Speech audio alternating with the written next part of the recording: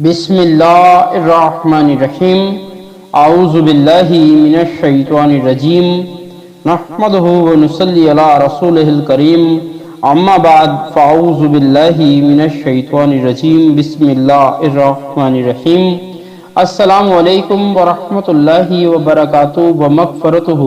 تمام ہی قرآنی وظائف ایڈوائزر چینل کے قابل عزت قابل احترام پیارے دوستو، میں ہوں آپ کا خادم محمد مظہر صدیق چشتی، جو کہ آج پھر آپ کے لیے ایک بہت ہی خاص موضوع لے کر حاضر ہوا ہوں، اور اللہ کریم کی پاک ذات سے امید کرتا ہوں کہ آپ سب خیر و عافیت کے ساتھ ہوں گے، اور آپ سب سے یہ بھی امید کرتا ہوں کہ جو آج میں آپ کو موضوع سنانے جا رہا ہوں اس کو آپ پورے یقین کے ساتھ سماعت بھی فرمائیں گے، اس پہ عمل بھی کریں گے، اور اس کی تفصیل کو بھی پڑھیں گے، اور اس کو بھی روزانہ پڑھنے کا معمول بنا لیں گے۔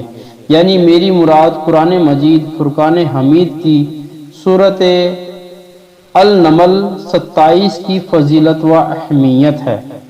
دوستو، کوئی بھی ورد ہو، وظیفہ ہو، نیک کام ہو، واعظ و نصیحت کی بات ہو، قرآن مجید فرقان حمید کی تلاوت ہو، یا کوئی بیان ہو، ان سب چیزوں کو سننے سے پہلے اگر ہم نیت کر لیں تو بہت زیادہ اچھی اعلیٰ اور عمدہ بات ہے۔ اور نیت آپ ہمیشہ یہی رکھیں کہ اللہ اور اللہ کے رسول صلی اللہ علیہ وسلم ہم سے راضی ہو جائیں۔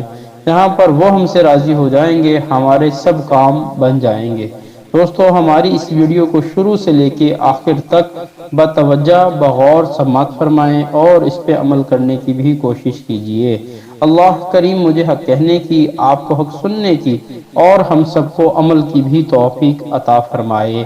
تو دوستو، میں آپ کو بتانے جا رہا تھا قرآن مجید فرقان حمید میں نمبر شمار کے مطابق 27ویں نمبر پر سورۃ النمل کی فضیلت و اہمیت۔ سورۃ النمل مکہ مکرمہ میں نازل ہوئی۔ اس میں 7 رکوع اور 93 آیات ہیں۔ نمل کا معنی چونٹی ہے، اور اس سورت کی آیت نمبر 18 میں ایک چونٹی کا واقعہ بیان کیا گیا۔ اسی مناسبت سے اس سورت کا نام سورۃ النمل رکھا گیا۔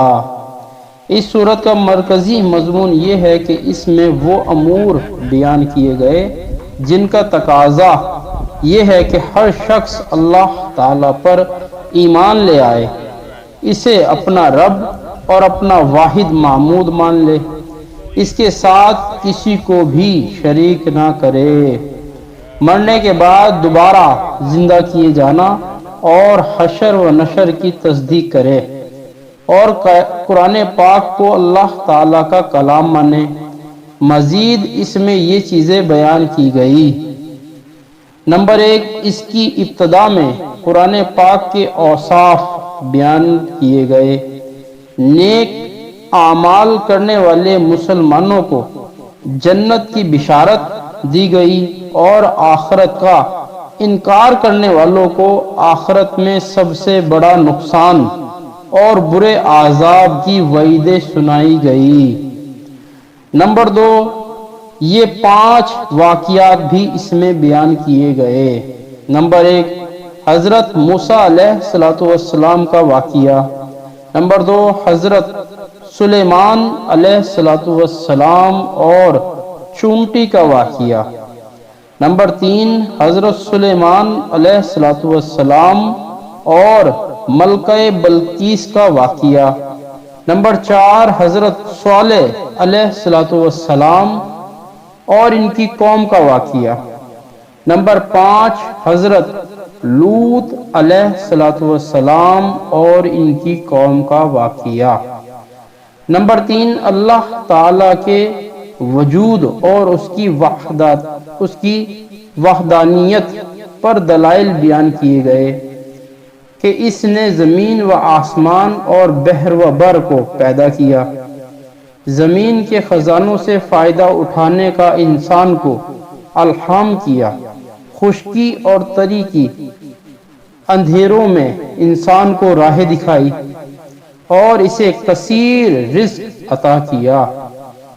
یہ بھی بتایا گیا کہ قیامت کی ہولناکیاں اچانک آ جائیں گی، نیز اللہ تعالی کے علم کی وسعت اور دن اور رات کے آنے جانے سے اللہ تعالی کی وحدانیت پر استقلال کیا گیا۔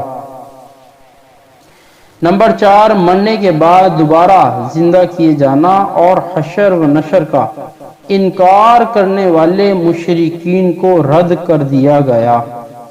نمبر 5، قیامت کی چند علامات بیان کی گئی، جیسے پہاڑوں کا اڑنا اور سور میں پھونک مارنا وغیرہ بیان کیا گیا۔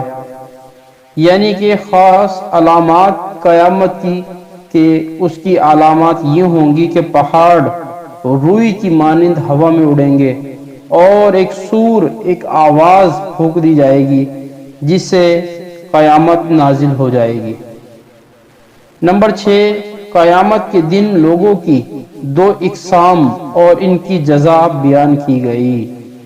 دوستو، یہ جو 2 اقسام ہیں، یہ 2 وہ ہیں کہ ایک وہ نیک لوگ ہوں گے جو اللہ کریم کے فرما بردار، نیک صالح، رسول اللہ صلی اللہ علیہ وسلم کی اطاعت کرنے والے، شریعت کے پابند، اللہ کے حکم کے پابند، اور اس کی بارگاہ میں رونے والے، گڑ گڑانے والے، اس کے فرمان کو ماننے والے، اس سے خوف کھانے والے، اس سے ڈرنے والے ہوں گے۔ یعنی کہ ایک وہ جماعت جو نیک صالح کی جماعت ہوگی، جیسے اللہ کریم کے تمام ہی اولیاء الزام، یعنی کہ ولی حضرات، اولیاء الزام، صحابہ کرام، تابعین، تابعین، امہ مجتہدین، اور خصوصاً تمام انبیاء کرام، تمام نبی، تمام پیغمبران، تمام رسول، اور ان سب کے سرتاج ہوں گے آقا دو جہاں جناب پاک محمد مصطفیٰ، سردار بنی آدم صلی اللہ علیہ وسلم۔ اور دوسری جماعت وہ ہوگی جس میں ابو لہب ہوگا، فرعون ہوگا، قارون ہوگا، نمرود ہوگا، اس سب کا سردار شیطان ہوگا، یعنی کہ دشمنان خدا، یعنی کہ سارے کے سارے نافرمان، مشرکین، شرک کرنے والے، بت پرستی کرنے والے، اللہ کریم کی نافرمانی کرنے والے، سب کے سب وہ حضرات ہوں گے جو دشمنان خدا ہوں گے۔ یہ 2 اقسام ان لوگوں کی ہوں گی، ایک پہلی قسم وہ جو فرما بردار، دوسری قسم وہ جو نافرمان۔ تو دوستو، ہمیں چاہیے کہ ہم اللہ کی بارگاہ میں ہمیشہ عرض کرتے رہیں کہ یا اللہ، ہم سب کو اپنے فرما بردار بندوں میں اور شکر گزار بندوں میں شامل فرما۔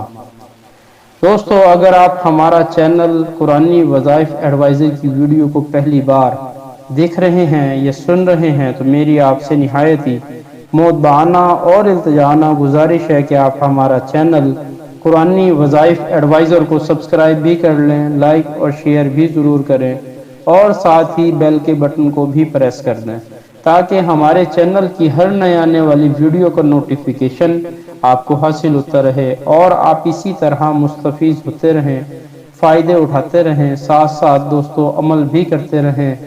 اور دوستو، اپنی رائے سے بھی ہمیں آگاہ کیجئے، ہمیں دلی خوشی حاصل ہوگی۔ دوستو، نماز 5 وقت باجماعت تکبیر اولیٰ کے ساتھ پڑھیں۔ ہر وظیفے، ہر ورد، ہر عمل کا جو 100% فائدہ حاصل ہوگا وہ نماز سے ہوگا۔ نماز ہمارے دین کا ستون ہے، نماز پیارے آقا علیہ الصلوۃ والسلام کی آنکھوں کی ٹھنڈک ہے، نماز اللہ اور بندے کے درمیان ایک بہترین مضبوط تعلق، ایک بہترین مضبوط رشتہ ہے۔ ہمیں اس رشتے کو مزید مضبوط کرنا چاہیے، بہتر کرنا چاہیے نماز پڑھ کر، اور وہ بھی 5 وقت نماز پابندی کے ساتھ باجماعت پڑھیں، تو آپ دیکھیں گے کہ آپ کی زندگی میں کیسے کیسے معاملات بہتر ہونا شروع ہو جائیں گے، آپ کے احوال ہر لحاظ سے بہتر ہونا شروع ہو جائیں گے۔ دوستو، توبہ اور استغفار بھی خوب کریں کہ توبہ کرنے والا اللہ کریم کو بے حد پسند ہے، اور درود شریف کی بھی کثرت رکھیں کہ آقا علیہ الصلوۃ والسلام نے ارشاد فرمایا جس نے مجھ پر ایک مرتبہ درود شریف پڑھا، اللہ کریم نے اس پر 10 بار رحمت نازل فرمائی۔ تو کثرت کے ساتھ آقا نامدار جناب پاک محمد مصطفیٰ صلی اللہ علیہ وسلم کی ذات اقدس پر درود شریف پڑھتے رہیے۔ دوستو، اسی کے ساتھ ہمارا آج کا موضوع یہیں پہ اختتام پذیر ہوا۔ انشاءاللہ پھر دوبارہ کسی اور موضوع کے ساتھ آپ کا یہ بندہ ناچیز حاضر ہوگا۔ اس وقت تک کے لیے اللہ آپ کا، میرا اور ہم سب کا حامی و ناصر ہو۔ جزاک اللہ خیر۔